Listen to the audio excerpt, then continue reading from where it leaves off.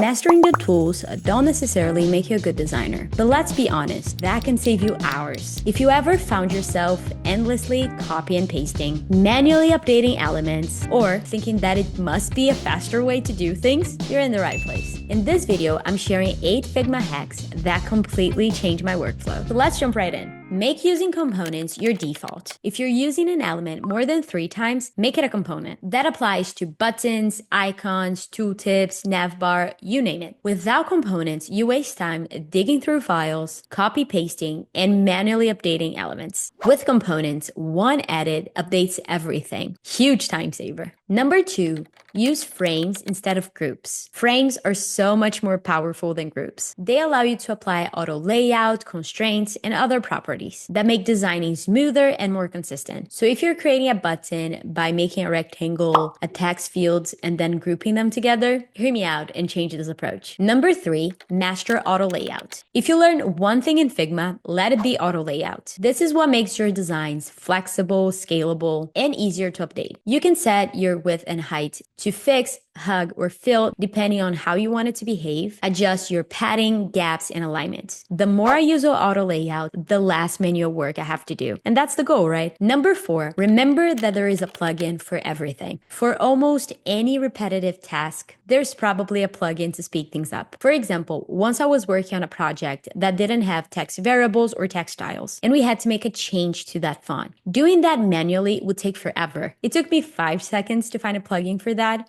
and boom, hours of work saved. 5, speed up prototypes with master components. Instead of making connections on individual screens, prototype using the master components. This is going to save you from having to link elements over and over again to just having to do it once. And by the way, with the time that you're saving using these tips, maybe take a second to like this video and subscribe if you're new here. Just saying. Number 6, scope variables. Variables are amazing. I will always defend them, but you can easily end up with a very long list, which can be overwhelming to find the right one to apply to the element that you're selecting. The scope feature allows you to limit which properties a variable applies to. Number 7, leverage descriptions. When creating a component, think of descriptions as search tags for assets. When working on a team, different people will look for assets in different ways. For example, the famous search icon. Some people may look for the word search, while others might type magnifying glass. By adding descriptions, you make it easier to find assets, no matter how someone searches. Number 8,